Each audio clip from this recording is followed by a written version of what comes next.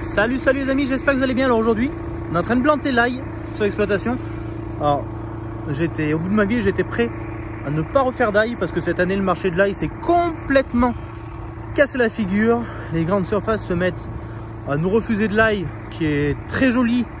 Tout ça parce qu'il y a des petits chocs, des petits pets, des petites imperfections, des choses qui ont toujours existé parce que de toute façon, c'est de la récolte mécanique.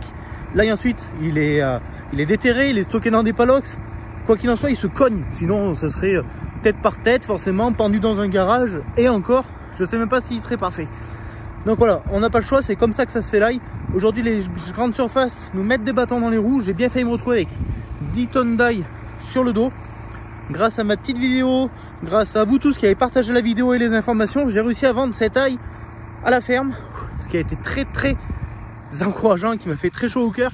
J'ai vendu 5 € le kilo. Alors, je vous le dis, à 5 € le kilo, moi je gagne pas ma vie parce que rien que pour le blanchir, il y en a pour 1 € du kilo. Si on compte la semence, si on compte l'engrais, l'irrigation, la récolte, le déterrage, la main d'œuvre, voilà, je gagne pas ma vie. Il faudrait que je le vende, moi, autour de 7 € du kilo, ça serait bien. Mais bon, j'ai vendu 5 € parce que quoi qu'il en soit, j'allais avoir 10 tonnes d'ail sur le dos.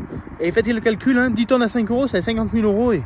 Et ces 50 000 €, j'avais besoin de les rentrer parce que, bah, mine de rien, moi, au mois de décembre, mais j'ai mes annuités qui arrivent. Il faut les payer parce que la banque, ils nous prête des sous. Une fois par an, il faut rembourser au mois de décembre, le 15 ou 20 décembre. Donc voilà.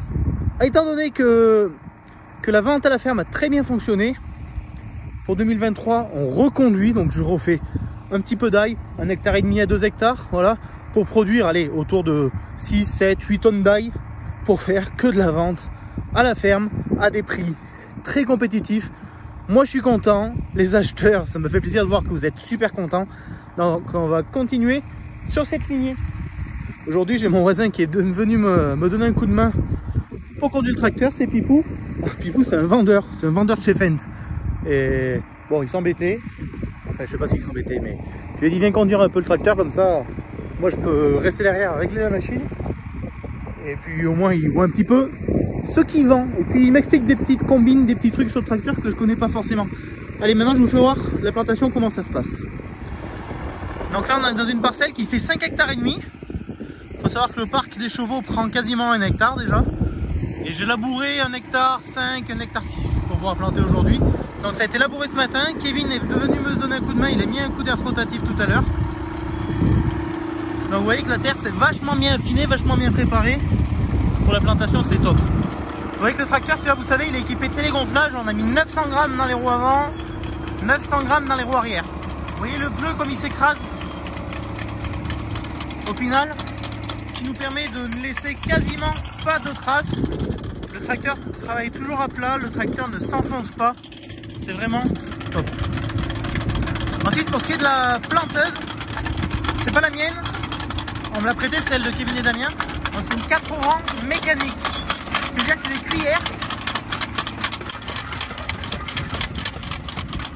Voilà, ce qui veut dire que ce sont des cuillères qui viennent attraper l'ail. Et non pas une turbine. Donc là on est dans du gros ail, vous voyez qu'il y a du gros cailleux. Donc ce qui veut dire que les cuillères elles font facilement des manques, alors qu'avec une planteuse pneumatique, on aurait beaucoup moins de manques. Et ben on s'en accommode, voilà. Là on est en train de planter en 4 rangs sous le tracteur.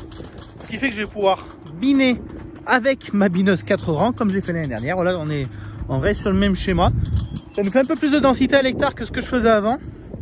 Ce qui va nous faire de l'ail techniquement un peu plus petit. Quoi qu'il en soit, le gros ail n'est pas forcément bien valorisé. En tout cas en bio, les clients ne veulent pas forcément du gros ail.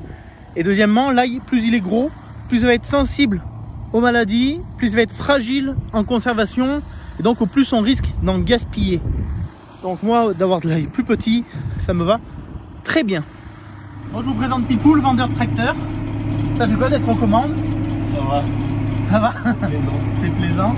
Au moins tu essayes ce que tu vends. Exactement. Voilà. Mais c'est vrai que ces petits 300 sont des modèles agréables. C'est maniable, c'est vif, ça a du punch. C'est assez sobre en consommation de carburant. Le GPS il marche super bien, franchement j'aurais pu faire vendeur tellement que j'en suis content.